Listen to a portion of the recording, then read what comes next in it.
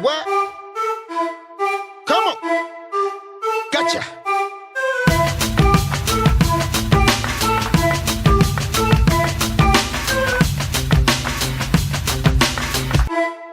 Uh-huh.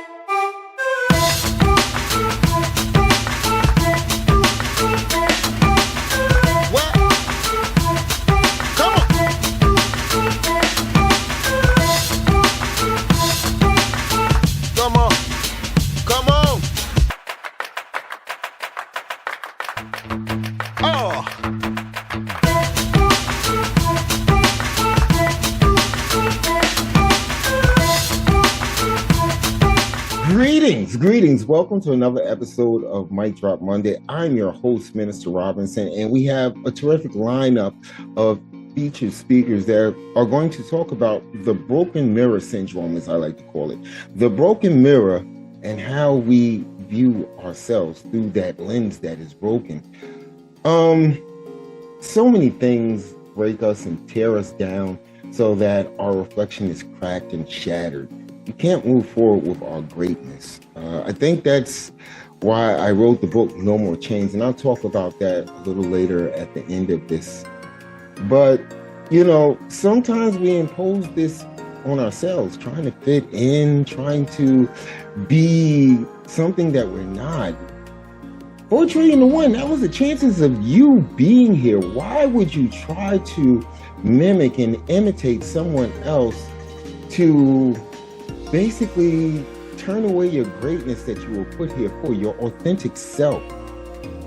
And sometimes we carry that throughout our lives. Sometimes we fix the problem, whether it's outside influences or the influences inside. Sometimes we can be our worst enemy. We've got to fix these mirrors, or at least throw them in the garbage and go buy a new mirror.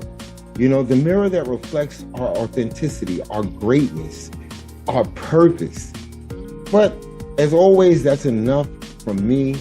Let's go ahead and let our featured speakers chime in on this subject. And you know what? We got a surprise. We've got a new featured speaker, Kelly. Kelly is here to shine some light on this subject. With that being said, I think we should get started because I done talked too much right about nowish.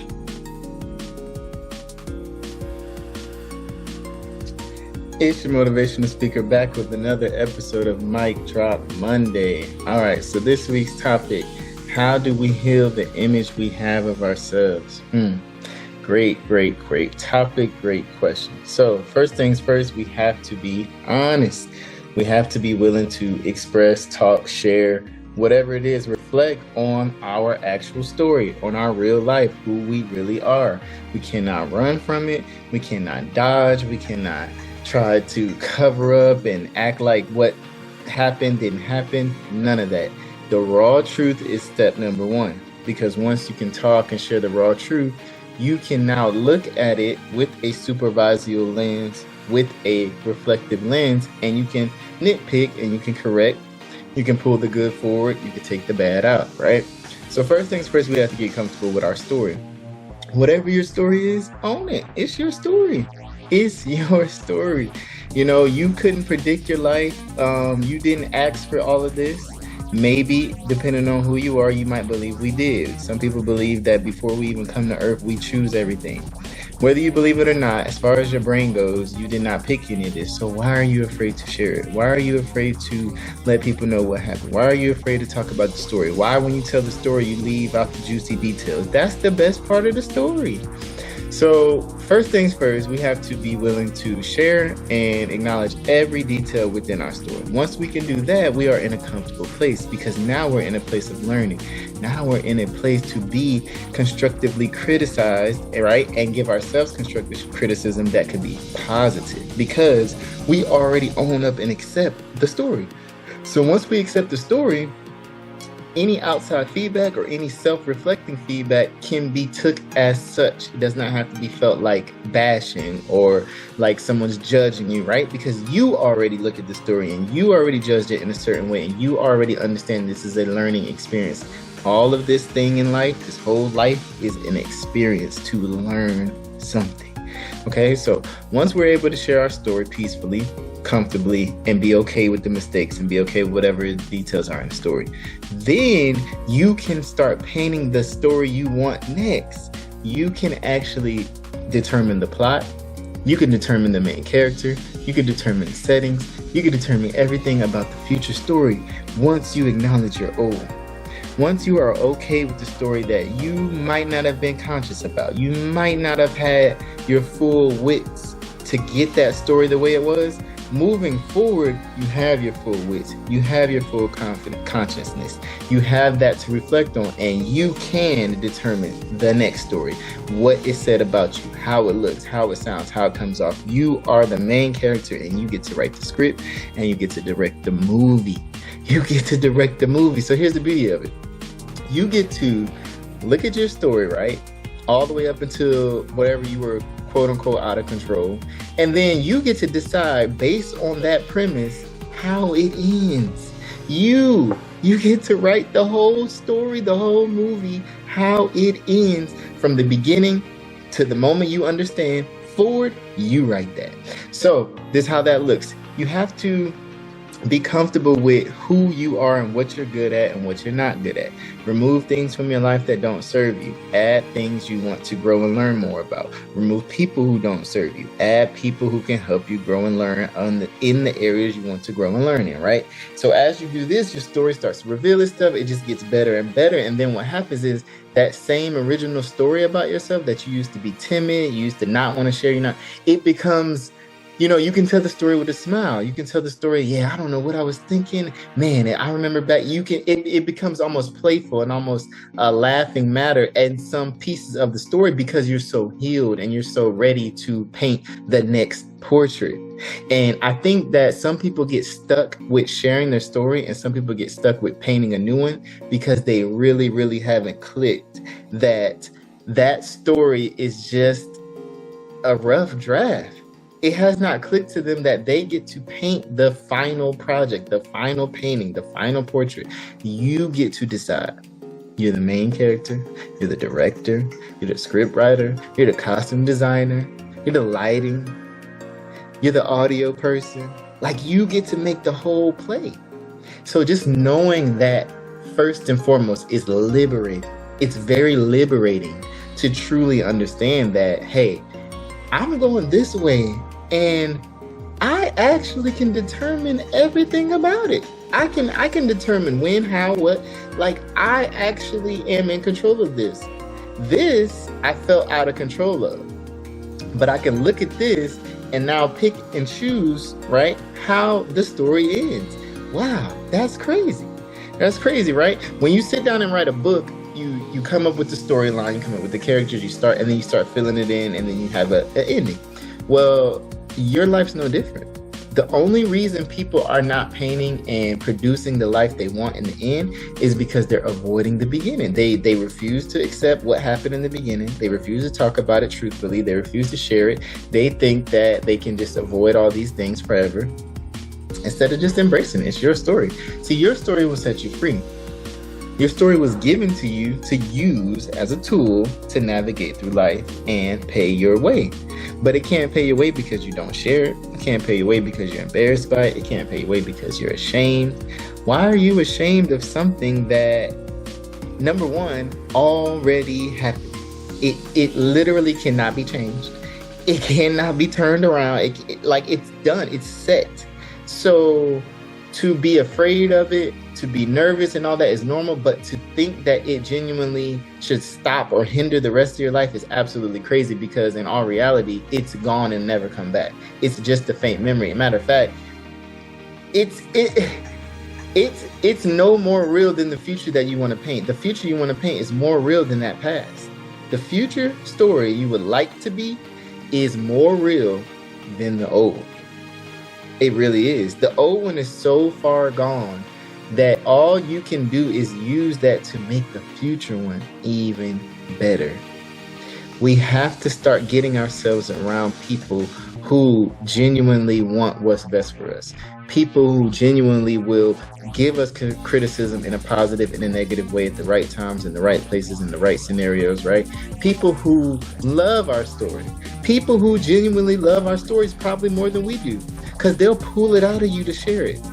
They'll pull it out of you to stop looking at it as such a bad thing. They can show you parts of your story that taught them something that you didn't think was a learning lesson for another person. So, number one, we got to get okay and comfortable with our story. It's okay. You just use it as a pivotal learning point to move forward. Once we're comfortable with our story, we can share it freely. We can help others who are going through the same story right now, because that's another thing about your story. You aren't the only one. Your story is designed for you to share it, because once you share, you tap into everybody who's in the middle of that similar situation, or who's about to go through it, or who just got out of it. It doesn't matter. You're helping people by sharing your story in a happy, positive manner. Don't share your story in a negative, upset manner, because then those people who are in it feel like they deserve to be angry and upset. But if you can show them, hey, I went through that same thing as you, I'm smiling, look at me, this is my future. They'll be like, you know what, I thought this was bad, but look how he's acting, look how she's acting. I can get through this. Okay, cool. Let me share mine too. Now you start a effect in the world where everyone wants to share their trials and tribulations to help the next, because they saw that it helped them, and then we keep going. These stories are not mistakes. God don't make mistakes. The story is there to pave your way. Share it. Then as you share your story, you paint your picture of where you're going. You accept how this can get me here. You share the story with a happy smile. You let them know what you learned, what you gained, what you didn't like, right? But then you let it be known, based on that, I'm headed this way. So when this happened to me, that taught me this. And so now I decided in the future, I'm doing this. That's all it is. That's all it is. It's a reference point. It's a reference point. If you don't know how to share your story in a way that could benefit you, if you don't know how to set up and display your story in a way that makes you want to get up and share it, makes it worth your while, I got you. Go to yomospeaker.com, tap in with me. We can do a one-on-one, however you want to do it. But I will help you turn your story into business. Turn your story into something worth sharing. It's very simple, and it just takes confidence. Until next time, let's go.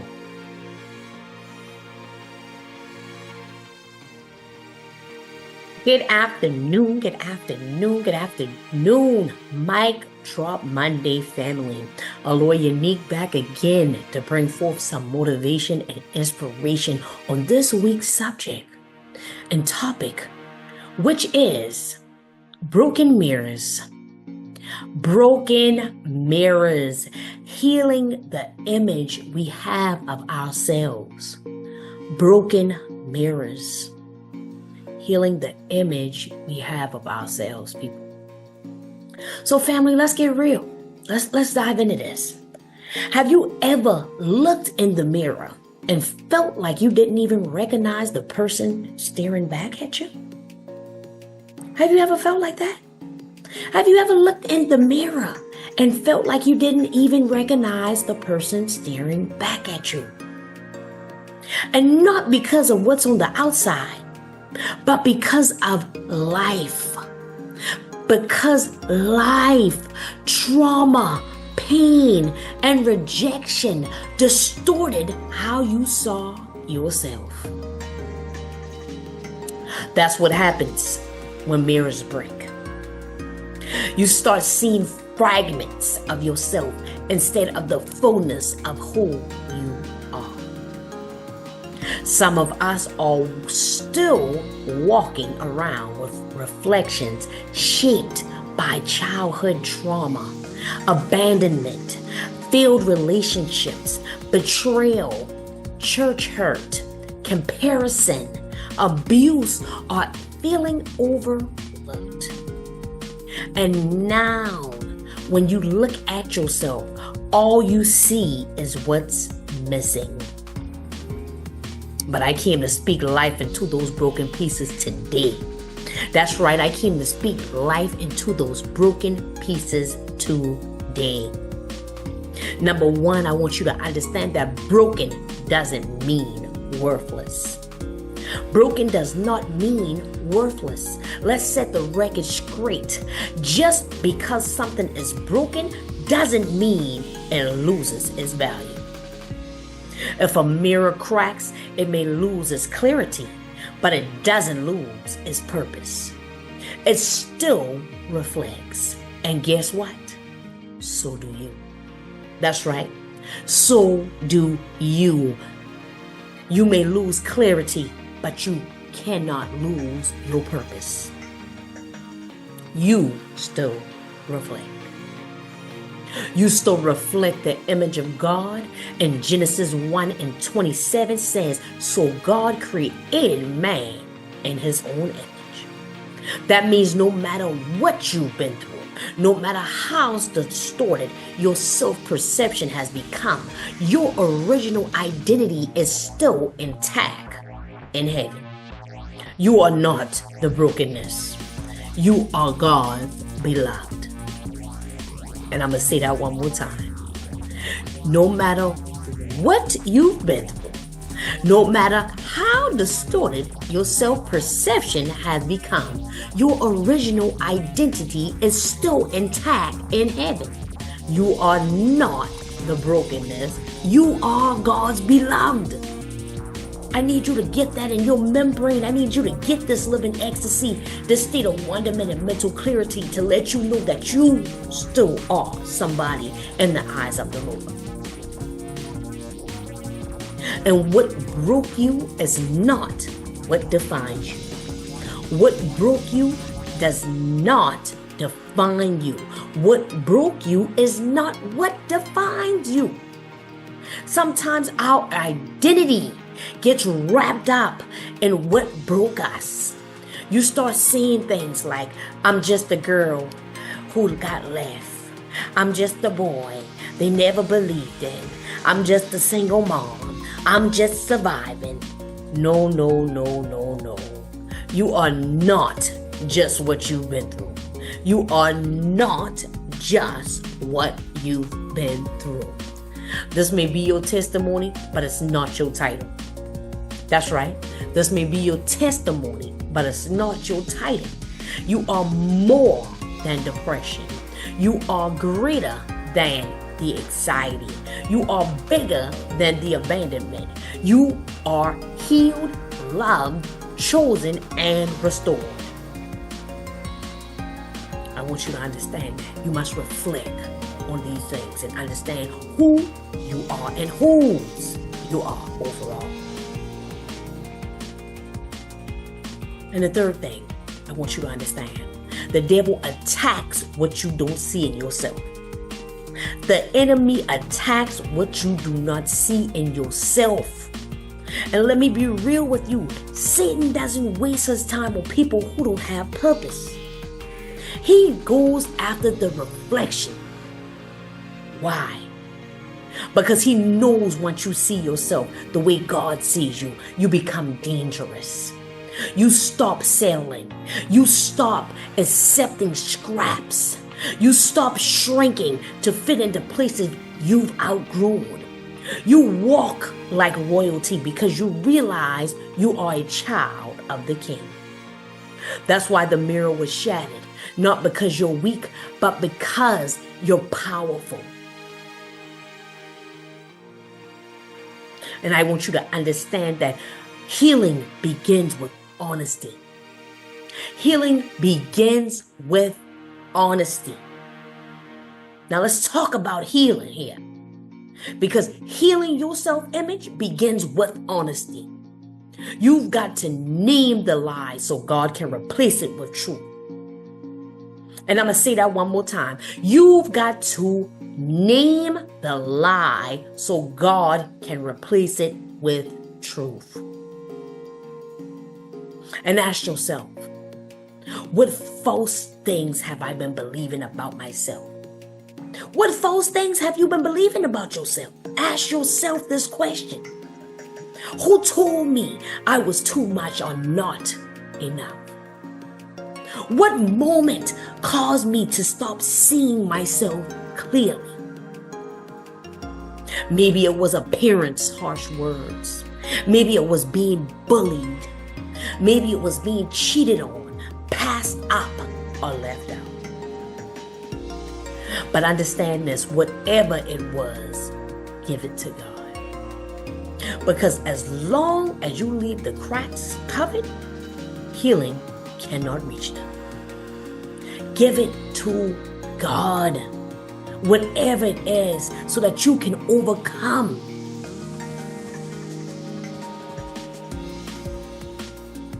You leave the cracks covered, healing cannot reach them. You must give it to God. And I've said this several times. He said his yoke is easy and his burden is light. Release those burdens and receive that yoke. And I want you to also understand today, put the mirror back in God's hand. Put the mirror back in God's hands. The only one who can heal the broken mirror is the one who made it. Jeremiah 18 reminds us that the potter can remake the clay, even if it's marred. Even if it's marred, the potter can remake the clay. That means God isn't intimidated by your brokenness. He specializes in restoring shattered things. So when you put the mirror back in God's hand, He doesn't just glue the pieces together. He refines it. He makes it stronger. And He uses the cracks as a testimony. Now, when people see you shining, they'll know that light came from the struggle. This is why you got to understand that you might have to start rewriting the reflection. Rewriting the reflection. Here's your assignment for this week. To rewrite the reflection. Speak life into your reflection. Look in the mirror and say, I am enough. I am healed. I am not my past. I am still chosen. I am made new. 2 Corinthians 5:17. And every time the enemy whispers lies, respond with scripture. Because the word is your weapon.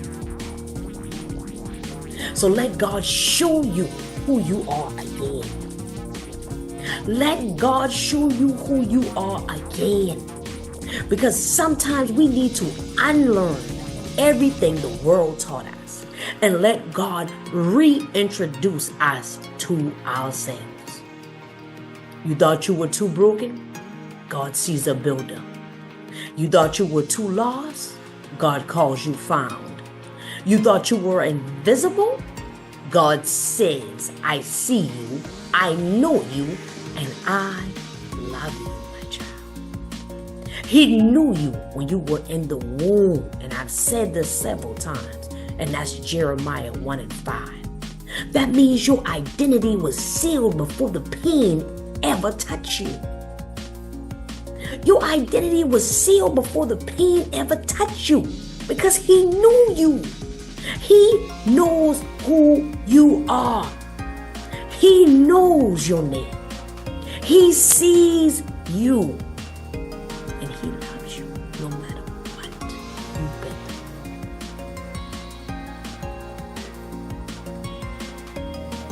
through. But right now, y'all, I'm speaking this over you right now. This week right here, you will break the mirror of lies. You will reclaim the image God gave you. You will speak truth over your reflection. You will walk like you believe it and rise with a new mind, a new mouth, and a new mirror. Because even if life broke it, understand that God will rebuild it even better. I want you to understand the struggle made you strong. Now the truth will set you free. And the reflection will match the resurrection. happening inside of you. Y'all, mic drop. This is Mic Drop Monday, y'all. And again, I am Allure Unique, representing real struggle, strength, motivation, y'all. Drop that anchor and dock with the Lord so that you know the struggle is truly your strength. Get G'd up with Him so that you gain the confidence that you need in order to proceed and succeed on yet in this battlefield of life. It is time to face the facts. It is time to overcome every obstacle that has taken place in your life at this point in time. It is time to repair those broken mirrors. It is time to let your light shine. It is time for you to reflect on who you truly are, despite what you've been through. It is time to let God rebuild a new you. It is time for you to speak truth over your reflection, reclaim the image God gave you, and rise, and step out. It is time to soar. As I said several times before, it is time to step out and rise. And it's time to rise with a new mind. It's time to rise with a new mouth and a new mirror. Because now you have a new outlook on your life. Y'all, again, this is Quick Talking. This is Real Struggle Strength, y'all. Y'all can follow me on all streaming platforms under Allure Unique or Real Struggle Strength. I am Allure Unique and I represent Real Struggle Strength Motivation. God bless y'all. I love y'all. Drop that and get done. Hi, I'm Kelly Morgan, author, publisher, and someone who had to fight to see herself clearly. When I looked in the mirror, the image staring back at me wasn't broken, it was cracked. Cracked from years of being labeled too fat, too black, not black enough, not pretty, too loud, too aggressive, too passive, too much, and somehow still not enough. So I adjusted. I became what people told me I should be. I dimmed my light. I smiled when I wanted to scream. And every word, every look, every dismissal added a new crack. Until one day, I didn't recognize the person looking back at me. Not because she was ugly or unlovable, but because she wasn't me. She was a version that I had built to survive. But you know what? Survival isn't living.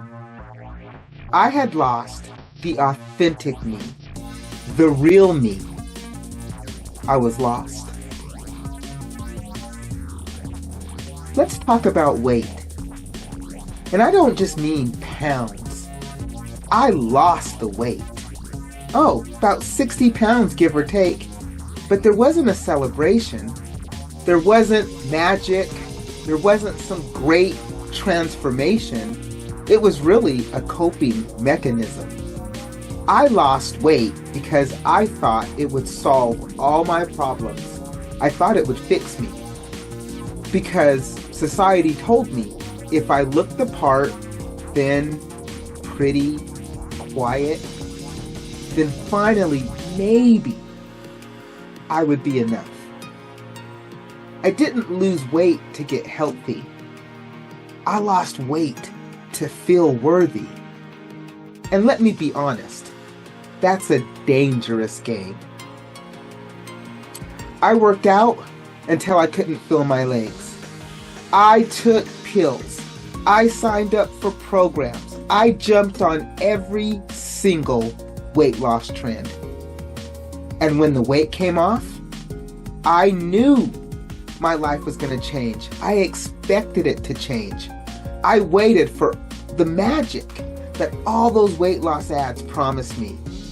But it didn't come. No magic. I still felt invisible. I still settled for less. I still attracted people who fed off of my insecurities because I handed them the spoon. And the second that I got tired of pretending, tired of performing, guess what? I self-sabotaged. I ate, and the weight came back.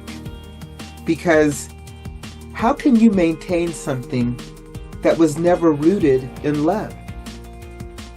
It's not the pounds that crush you. It's the pressure. Pressure to be enough for everyone but yourself. Now, let's talk about the messy part of weight. The part no one talks about. My scale talked to me. It mocked me.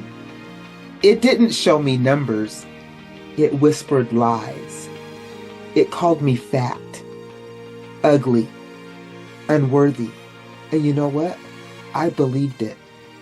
Every time I stepped on that scale, it was like stepping into judgment. Not just from the world, but myself. Yes, I worked out.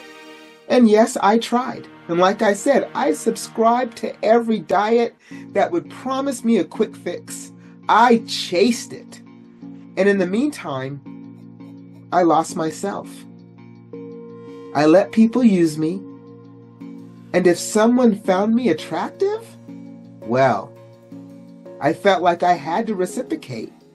Because in the back of my mind, I kept thinking, who would want a woman tipping the scale at 250 pounds? Who could possibly love me unless I earned it by shrinking first? That belief, that cuts deeper than any number on the scale ever could. My lowest moment wasn't when the scale went up. It was when my doctor looked at me and said, "You're unhealthy. Borderline diabetes, high blood pressure," and the list of medications started to grow.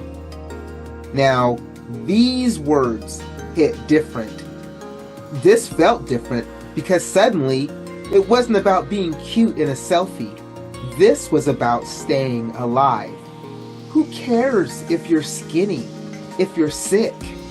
Who cares how you look if your body is breaking down from the inside?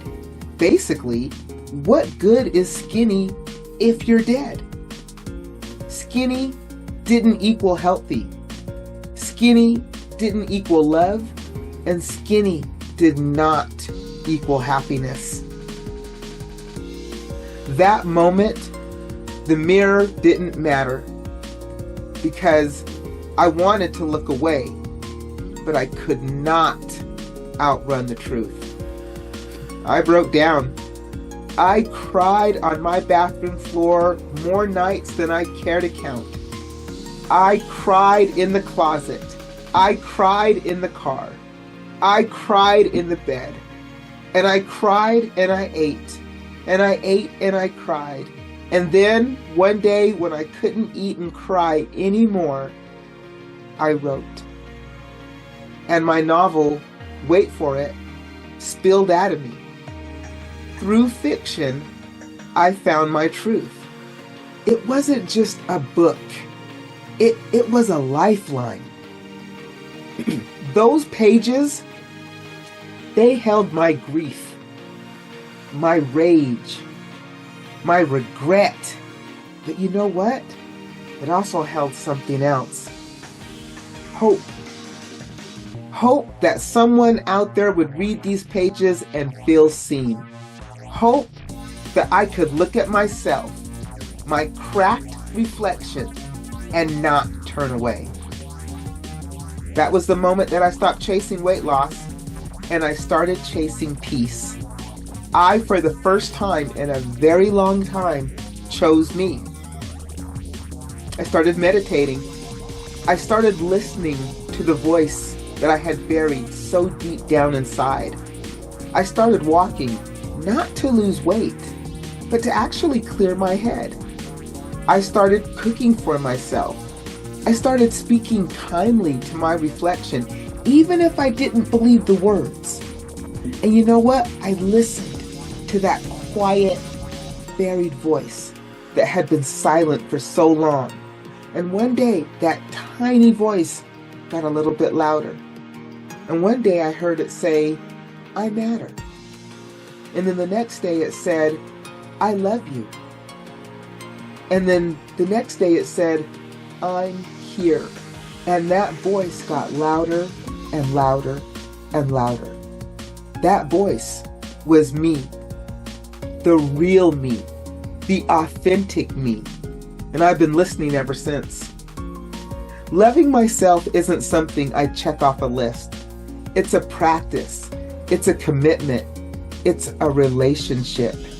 One I refuse to break again. So here's what I've learned. You don't have to fix every crack in the mirror. You just need to see yourself through them and love what is still standing. Because even in your brokenness, there is beauty. Even in your silence, there is a voice waiting to rise. And your reflection may be cracked, but you are still whole.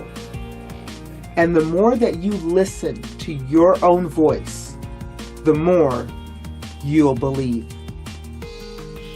Thank you for letting me share mine.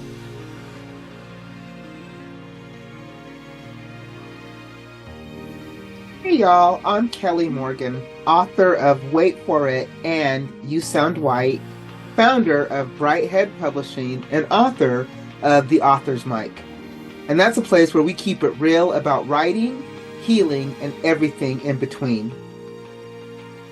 You can get all of my books at brightheadedpublishing.com. I got a new talk called Broken Mirrors, Heal the Image We Have Ourselves. And let me tell you, this one goes deep. It's not just about losing weight. It's about what happens as you lose weight. I love to share my story, and I love to be able to help other underrepresented voices get out there. Writing Wait For It saved me. And actually, that's how I built Brightheaded Publishing. If you are interested in writing a book, then you should join me. Visit my website at brightheadedpublishing.com or check out The Author's Mic on Spotify. It's a quick place to get quick tips and tricks about the indie publishing world. Once again, my name has been Kelly Morgan. I've enjoyed being with you today, and I hope that I get to see you real soon. Thank you so much for letting me share my story and my platform. Again, brightheadedpublishing.com, brightheadedpublishing.com. Hey everybody, welcome to another episode of Mic Drop Monday. So let me tell you guys a story. There's a little girl. She's bright, brilliant, curious, and she looks in the mirror and doesn't recognize herself. Not because she doesn't see her face, but because the world has already handed her a broken version of who she's supposed to be. She's too quiet, too light-skinned, she's too nice. That little girl was me, and maybe it was you too. Welcome to Mic Drop Mondays. I'm Jennifer Tolliver, and today we're talking about broken mirrors and how we heal the image we've been carrying of ourselves. We're going to talk about how the mirror got cracked, how society taught us to see distortion instead of divinity, and most importantly, how we piece it back together. This isn't just a message, it's a calling, and I hope you're ready. So what is the broken mirror? The false image. The broken mirror isn't just low self-esteem, it's deeper. It's what happens when our self-image is formed by pain instead of purpose. When the reflection staring back at us is shaped by rejection, racial programming, trauma, and survival. A broken mirror doesn't mean you're not beautiful. It just means your lens is fractured, just a little bit. And we've been walking around mistaking our trauma for our true identity. Where the cracks begin, they begin in our childhood, they begin with our culture, and all the conditioning that we go through when we're born. So let's go back. Back to when someone told you that your hair was too thick and too nappy, that your name was too ghetto, that your dreams were too big. Those were the first cracks. Culture told us we were too much, then dared us to be great.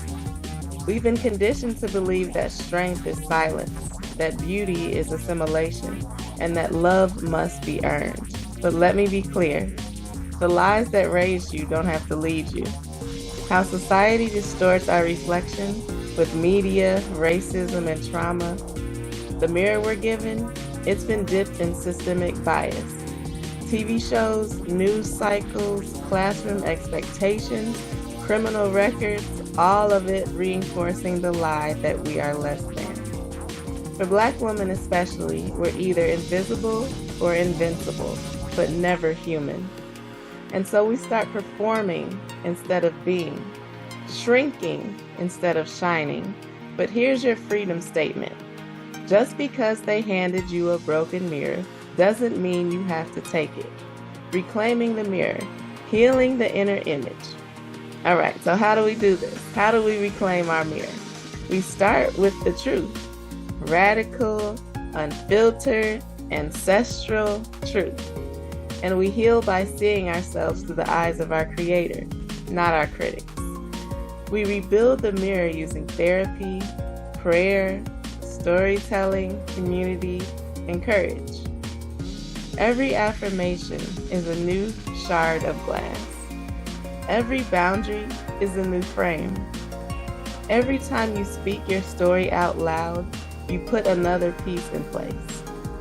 Healing the image of yourself is not vanity, it's liberation. Reflection, exercise, and some affirmations for y'all. All right, so let's pause for a minute. Ask yourself, who in the hell handed me my mirror? So what part of my reflection have I been avoiding? What truth is more powerful than the lie I believed? Now say this with me, y'all. I am not what they said I was. I am not who trauma told me to be. I am whole. I am sacred. I am ready to see clearly. Living as the healed mirror brings ownership, power, and renews your purpose. Here's what happens when that mirror heals. You move different. You no longer beg for belonging, or for anything for that matter. You no longer apologize for your light. You become the kind of reflection that helps other people remember who they are too. So today, we lay down that broken glass and we pick up the truth. And we dare to see ourselves clearly. The mirror is whole now, and you are radiant and beautiful. So if you guys want some more information on, how to fix your broken mirror, which deals with building your own self-confidence, doing some type of shadow work and healing those things inside of us that we don't really want to look at, but we have to look at it to get through it. I have a platform, as you guys might know, if you've been tuning into our special program, so far. It's called Raising Kings. We are Instagram at raisingkings_. And mainly what we do is help single mothers raise their sons.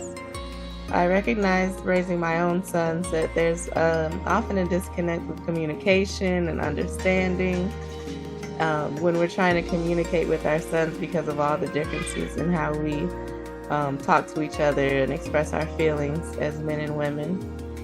And we help women navigate this while being a single mother, which isn't always an easy thing to do. So if you're looking for any tips for navigating single motherhood, and for raising your son. Like I said before, Raising Kings _ on Instagram. And we are at raisingkings.live. You can look us up. We have a lot of free resources for you guys. We also have an amazing podcast. All of our YouTube videos, all of our videos are uploaded on YouTube. We're on Spotify as well. That's been taking me a little bit longer to do the uploads there, but YouTube is Raising Kings 25. We have a bunch of amazing, awesome guests on there, all tailored for single moms raising sons and helping our community and our culture raise the next generation of men and to improve our legacy. So yeah, hit me up if you guys have any questions about that or need any guidance or assistance. But thank you guys for watching. It's been another wonderful episode of Mic Drop Monday, and thank you so much for listening, and I will see all of you next week. Bye.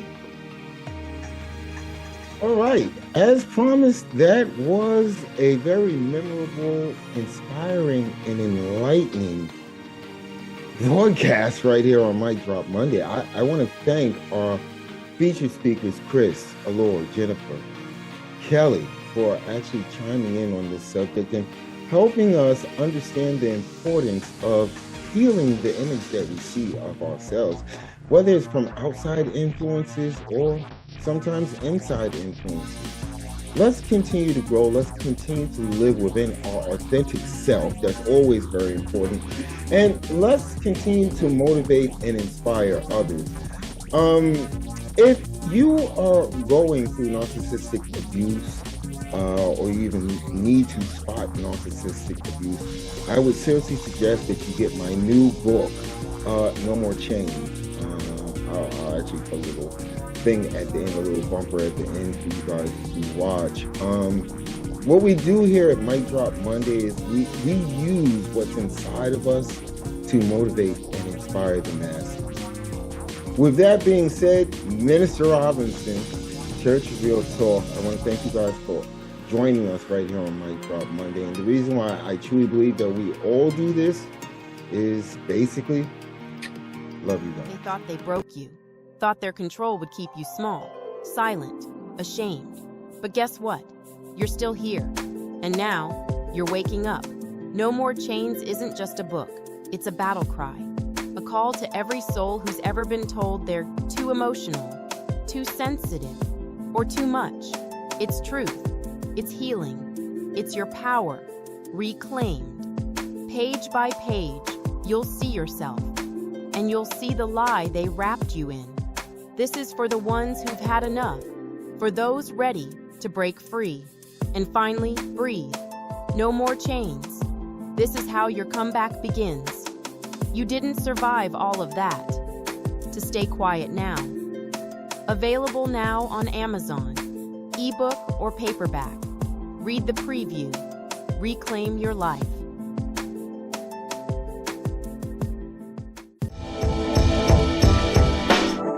Come on.